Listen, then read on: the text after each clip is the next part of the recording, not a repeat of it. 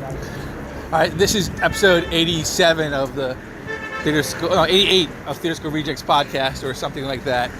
And some number in the 80s. Some number in the 80s until we get to the 90s, like Captain Marvel, which Ryan just saw, Yeah. and it was apparently good. Yeah, I like it. It's fine.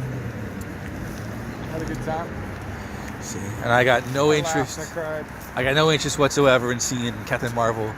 Well, I'll probably watch on Amazon because the cat.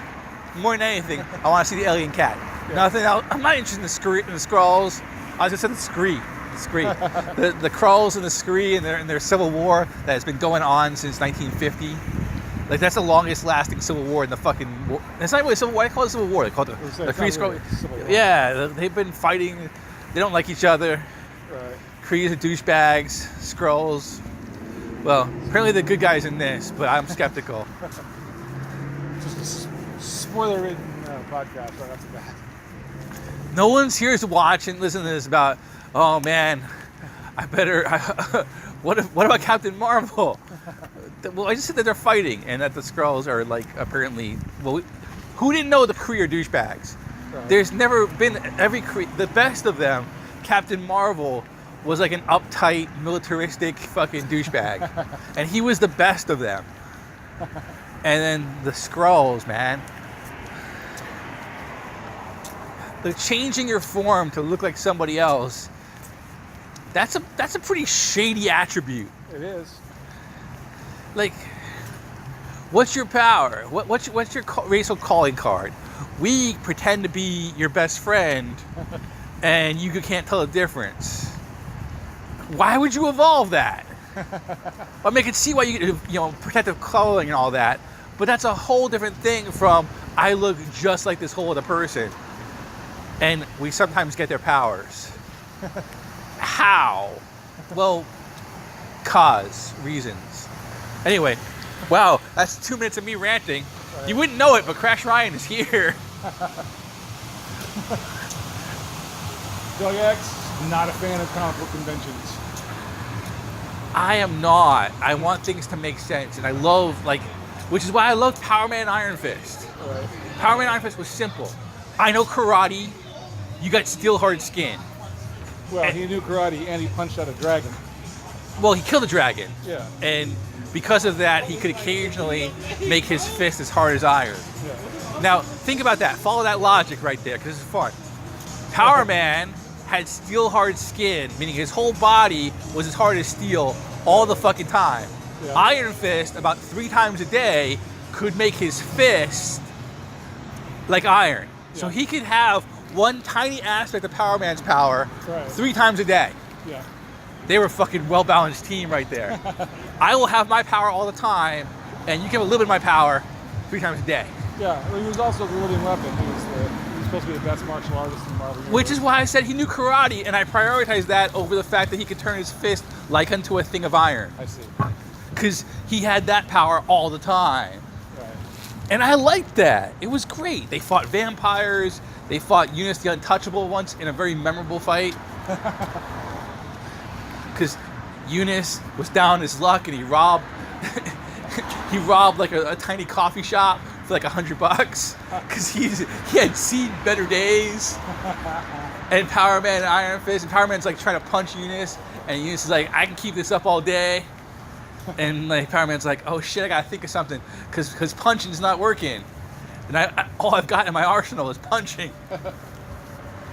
Like that's a comic book I love. It's got superheroes and supervillains, but nothing. I didn't have to defy reality. The whole world wasn't at stake.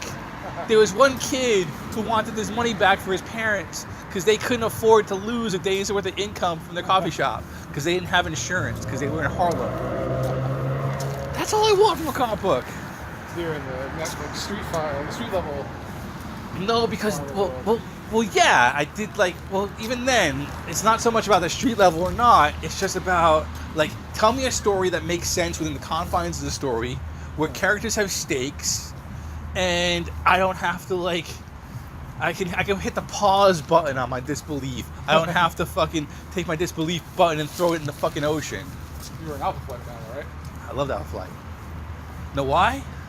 Because some fucker died every 12 issues. That's another way to have some realism.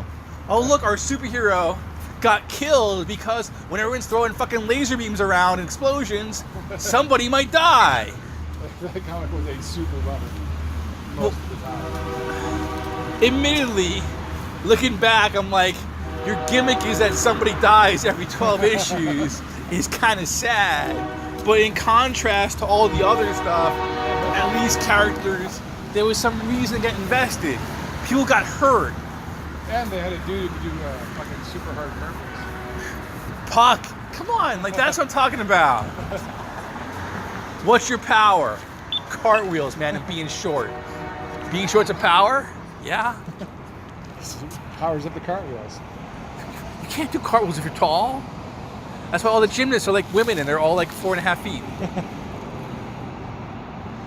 But it's probably not true. For anyone who's listening to this for scientific information, I can't vouch that you can't do cartwheels if you're tall. Starts a really stupid fucking YouTube challenge series. Can anyone over 6 feet tall do cartwheels? We say you can't. Contact Zero Score Rejects Podcast and show us. That's the lowest bar. Not if you're over 6 feet, man. That's hard. You got a lot more body to cartwheel. It's a lot further to get your hands on the ground. I mean, like, Puck, man, he's in cartwheel position already. Right. That. Yeah, it was perfectly put to the ground as he stick his hands out, according to the way he was drawn. But he was stocky. Like, you could buy him. He's like, he's. If you had to be punched by a dwarf, he's probably the worst dwarf to get punched by. He looks strong as fuck. Like, you're not gonna notice if Tyrion Lannister punches you. Right. If he hits you with an axe, maybe, apparently, because there's a thing. But if he just punches you, you're not sweating that all fucking day. Or the dude that fused with the robot box. Yeah. He just like fused the robot. Like he would... And he was in a wheelchair. Right. Like, he could only be ambulatory if he was in a robot. Like, that's gripping. That's drama. And like, everybody was fucked up in that thing. Nobody was okay. Yeah, I mean, North Star was like, deal with this. Well, later on we find out, but he was just busy being a douchebag. Right. He's like, man, I was a professional skier, and now I got to be a fucking superhero. Right. There was a little bit of that fucking Buckaroo Banzai feel to it, because like Sasquatch was a physics PhD and a fucking Green Bay Packer. Yeah. Oh yeah. Oh yeah. Like, that's straight up fucking Buckaroo Banzai kind of stuff. He was good at everything. Yeah. But I liked that. Like, hey, and he was a superhero before he had gamma ray radiation. Who's not a physicist and a fucking professional football player? Right. It seems like a waste though, because he just turns into Sasquatch. Like, who cares how fucking fit you are if you can turn into Sasquatch? Well, like, yeah. Oh, yeah, you're regularly fit when you're not Sasquatch. But you can be Sasquatch, right? And then everything will be okay. True. That was not great. Like, if he was, Shaman, that would be useful. Like, you're a New York Jet linebacker, and you can pull magic out of your little bag. But like, and Aurora had fucking 17 different personalities. I mean, nobody was okay. You had a paraplegic. Right. You had, associative personality disorder. Which is called schizophrenia back then, because it was the 80s and we didn't know any better. Right. And then it turns out North Star was repressed homosexual, Right. though there was no context to support that at all. Puck was a dwarf. I mean, nobody was having a good time. Which again, like, that was like, it felt more real. Like, there was problems, there was stakes. Which I mean, like, that was like, it took the idea of Marvel where people had real life problems and said, let's give them fucking. Let's pinch this up a bit. He's not making his rent. That's not his problem. He's not Spider-Man trying to make his rent. He's a fucking 4.5 foot tall. He's a superhero, but he can't reach the top shelf. He's always in pain. Oh yeah, that was the thing too. He was always in pain, which we later learned was because he had a magical entity inside him. Because why would they do that? Why would that be the case? This is the first thing you should have checked. I've got chronic pain. We think it's related to your dwarfism. Well, in a sense, that's true. That clearly is true in a sense. Although I did not know at the time, and at least I'm not sure. I really don't know if I knew at the time or not. But Occam's razor was a great name for a villain. I didn't know that was a villain. Oh yeah. Well, he was like a sorcerer named Occam, and his sword was his razor, and he would cut people in half, or make them lose a foot when he cut them. That's feels like a 2 o'clock in the morning villain. Well, yeah, I'm pretty sure it was not Peter David writing at that time. But, the 11th episode, the first one with Richard, we spoke for about 5 minutes about the Mighty Endowed, right. The first villain from Young Justice, which is honestly, well, it turns out like that was not his original. I Wikipedia'd this. Right. That's not what he wanted to do for his character. I think it was going to be something like the Pussycat, Right. or Pussy Power, and she was going to have a cat theme. They didn't back down on the whole higher intelligence thing. Which one? Like the supreme intelligence that rules the creed. Yeah. It was just fucking straight up supreme intelligence rules the creed. But was it? What how did it look like? Was it? You couldn't look at it. They were trying to fucking batshit. So They didn't picture it. Right. Oh, because like you because the scroll have that fucking giant head with like the tentacles coming out of it, right? I think it's the creed. I think that's the supreme intelligence. Like a giant brain of tentacles. Oh. Tentacle brain? Isn't that the spirit? I don't know. I could be wrong. I thought like the scroll had something that was all green and like mutated, and then they always thought the supreme intelligence, the creed, but they never like show it. That's possible. Right. Well, I don't know. Anyway, but yeah, they say. Well, that's. I only read that stuff during the. The pencil's gonna fall down. I only read that stuff during the ROM era. Oh, the Space Knight, Yeah. which you could like get from comic books by sending in 12 like coupons or something. I had a lot of ROMs somehow. Man, but that's who rules you? The supreme intelligence. That is a great fucking thing to be ruled by.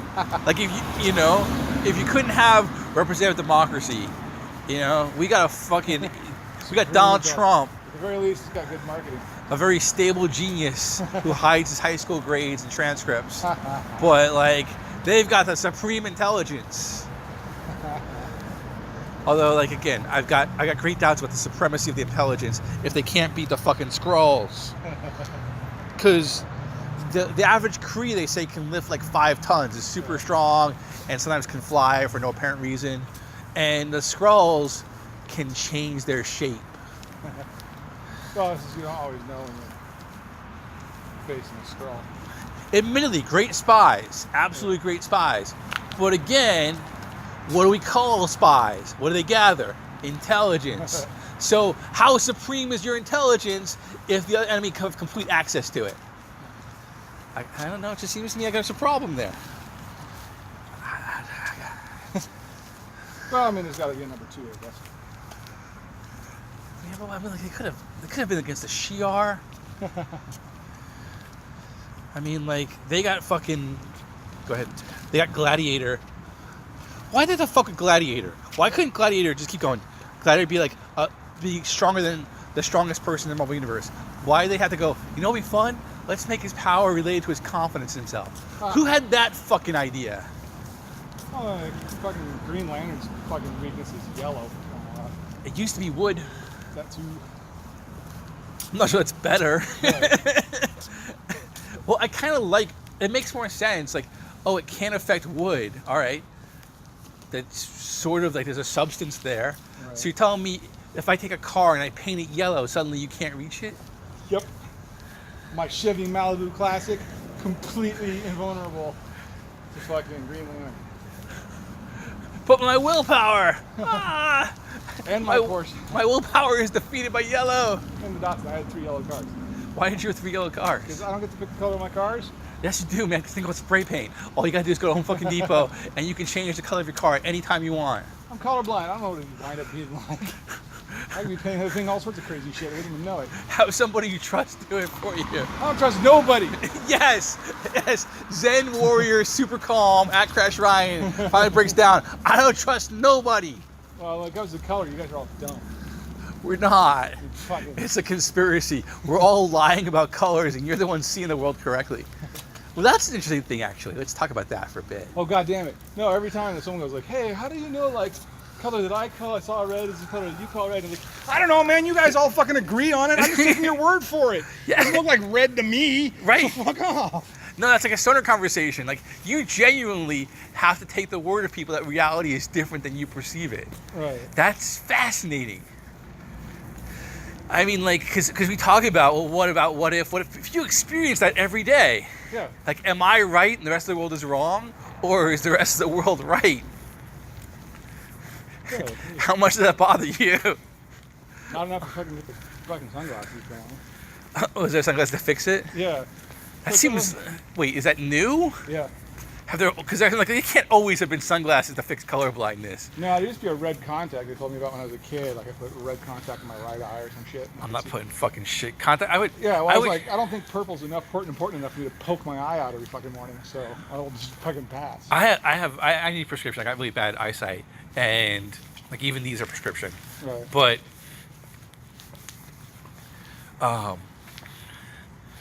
you know, I'm not fucking.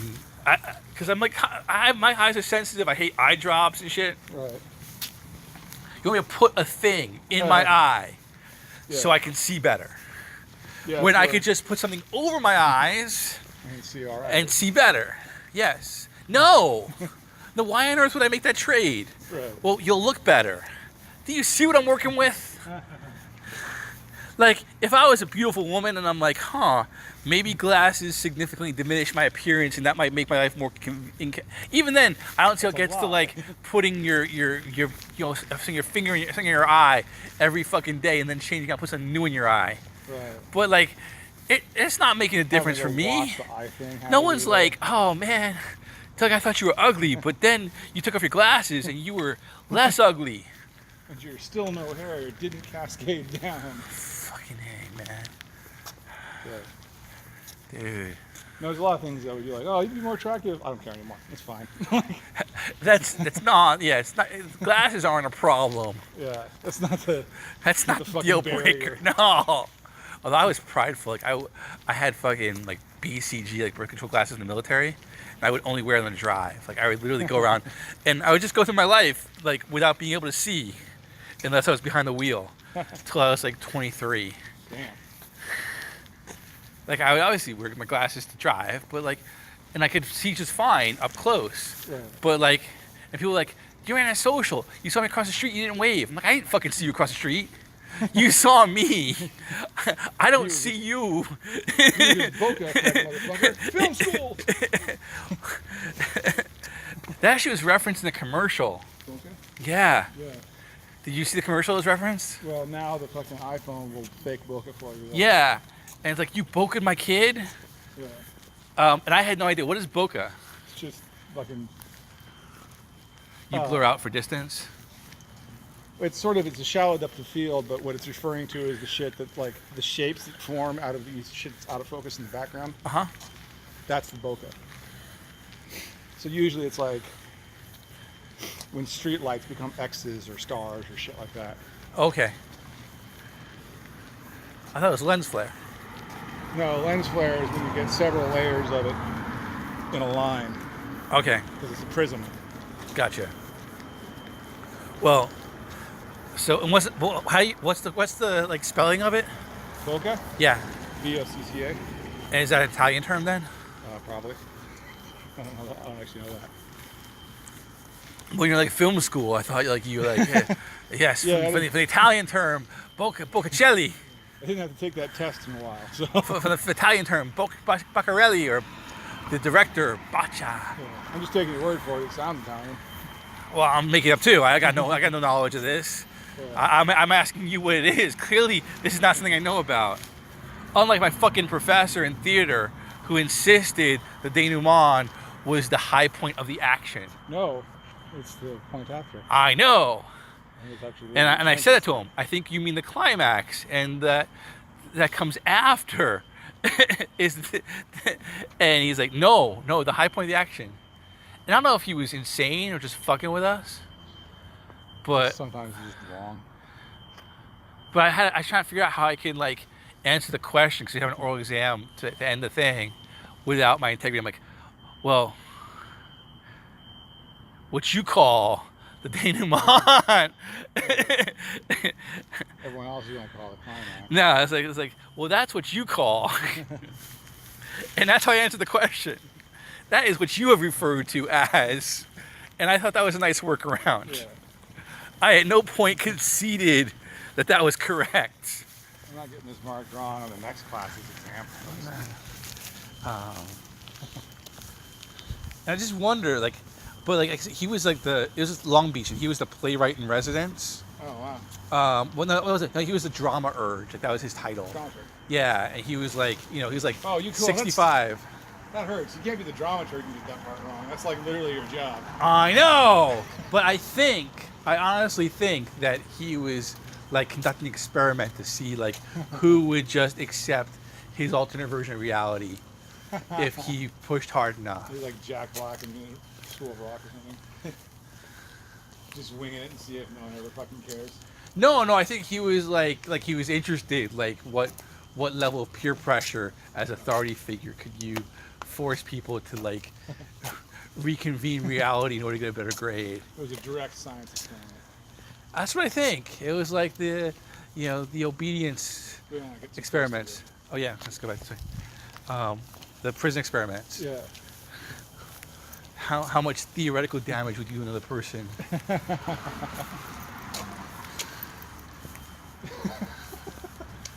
I had a teacher in high school. It was a public school, but it was the fucking 80s, so apparently it didn't matter. The dude just goes like, I'm a born again Christian, that informs the way I teach history. And I'm like, oh, so wrong, man. Shit. And so he gets to the fucking Hindu religion, not Hindi's language. Okay. It's the Hindu religion. And he goes, oh, they all basically believe they're all gods formed into this one god. And then my friend, who's fucking Indian and Hindu, just started laughing his ass off. And like, he got turned around all fucking indignant, like, Venu, do you have something to add to this class? And I was like, did you just fucking condescendingly talk to the only fucking Hindu in the room about your Hindu lesson who's laughing at you? Like, take a guess at what's happening. Like, do you think you're right? Are you sure? It doesn't matter. All those other religions are made up. I'm the only one that's real. Well, on that note, because it's about 23 minutes in, although I would just reference, there's a really good article I thought was on the Passion of Christ on AV Club. Give it a read about like religion and pop culture, and we will hear more about the wrong way to teach Hindi or Hindu religion, and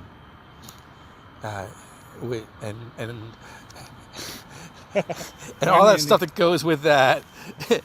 white man's burden. And so you can find me at theguyscomedy.com, find @CrashRyan on Twitter, and we have more wrong things to teach you.